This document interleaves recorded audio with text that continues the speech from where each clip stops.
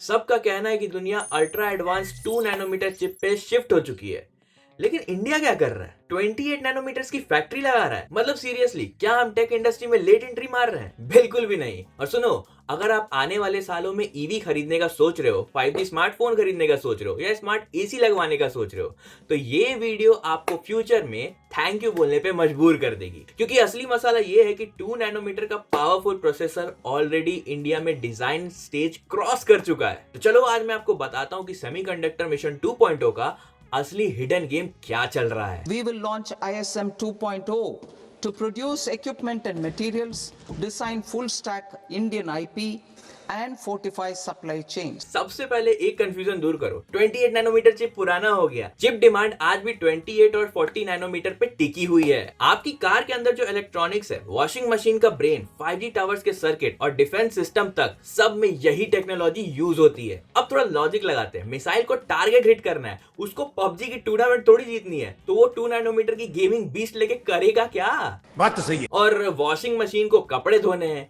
IIT का exam थोड़ी clear करना है। इसलिए जो मोहाली वाली सेमीकंडक्टर प्लांट है और टाटा इलेक्ट्रॉनिक्स का सेटअप हो रहा है, वो एक स्मार्ट मूव है। पहले वही मार्केट कैप्चर करो जहां सबसे ज्यादा डिमांड है और पैसा भी वहीं घूम रहा है। ये स्ट्रेटेजी है, बैकवर्ड स्टेप नहीं। अब आते हैं मेन ट्विस्ट पे, इंडिया सेमीकंडक्टर मिशन 2.0। हमें समझ में आ गया कि सिर्फ चिप बनाने से हम टोनी स्टार्क नहीं बन सकते। चिप को चलाने के लिए पीसीबी चाहिए, रेसिस्टर्स चाहिए एंड स्पेशली आर्गन और नियॉन जैसे गैसेस चाहिए, वरना सीन कुछ ऐसा हो जाएगा। शादी की मंडप बिल्कुल रेडी है, एलईडी लाइट्स भी बिल्कुल तगड़ी लगी हुई है, लेकिन खाना बनाने के लिए सामग्री पड़ोसी से मांग रहे हैं। मिशन 2.0 का असली मिशन है पूरा इकोसिस्टम इंडिया में बिल्ड करना। मतलब रॉ मटेरियल से लेके फाइनल असेंबली तक सब कुछ यही हो, ताकि फ्यूचर में अगर कोई कंट्री सप्लाई रोक दे तो भी हम ना रुके। अब सुनो थोड़ा सिनेमैटिक चीज। क्वालकॉम का नेक्स्ट जन फ्लैगशिप प्रोसेसर, उसकी 2 नैनोमीटर का डिजाइन इंडिया में टेप आउट स्टेज पार कर चुका है। टेप आउट मतलब इंडियन इंजीनियर्स ने डिजाइन को फाइनल कर दिया है। डायरेक्टर चिल्ला चिल्ला के बोलता है ना शॉट परफेक्ट होने के बाद, पैकअप ही बोलता है ना।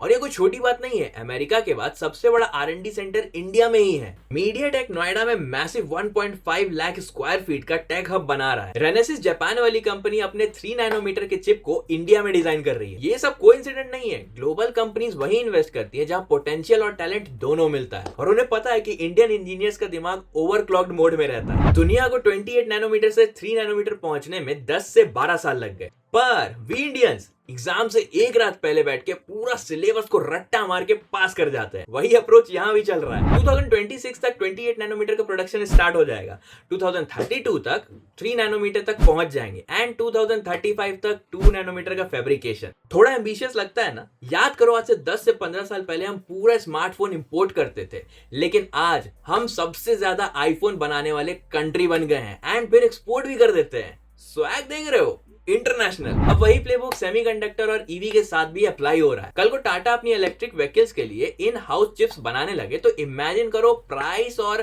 कंट्रोल दोनों हमारे हाथ में होगा, तब गेम पलट जाएगा। तो दोस्तों, टेक की क्लास में इंडिया अब कोई बैक बेंचर नहीं रह गया, अब वो मॉनिटर बनने की तैयारी कर रहा है। दोस्तों, अगर वीडियो ने थोड़ी भी एक्साइटमेंट जगाई हो और इंफॉर्मेशन भी दिया हो, तो यस, चैनल से जुड़ जाओ, फ्यूचर इन्वेस्टमेंट ही समझ लो। और कमेंट में जरूर बताओ कि आपको लगता है कि इंडिया ये जो 2035 तक का अपना टारगेट लेकर चल रही है 2 नैनोमीटर चिप बना देने का, वो पूरा हो सकता है या फिर टाइमलाइन और पहले आ सकता है। लाइक शेयर सब्सक्राइब कर देना। मैं मिलता हूं आपसे नेक्स्ट वीडियो में, तब तक के लिए खुश रहो एंड अपना ख्याल रखो।